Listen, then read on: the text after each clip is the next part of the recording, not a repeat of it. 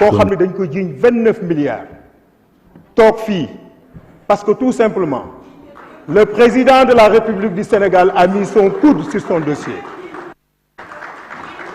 C'est un rapport de l'IGF rapport IGF moo ko génne et ce sont ces braves inspecteurs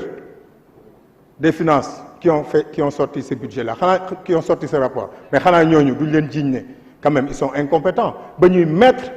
donc sur la place publique donc cela alors que du dëgg 29 milliards et il est là assis ici deuxième chose ñëpp xam nañ ni stabilité politique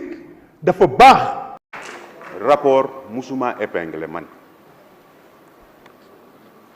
wax nga ko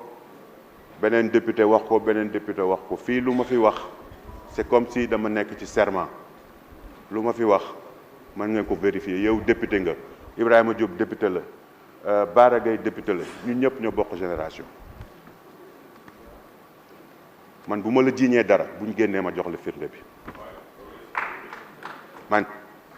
bu ma la jiiñee dara buñ génnee ma jox la firnde bi musul am rapport bu épinglé Mame Mbaye Niang ci 29 milliards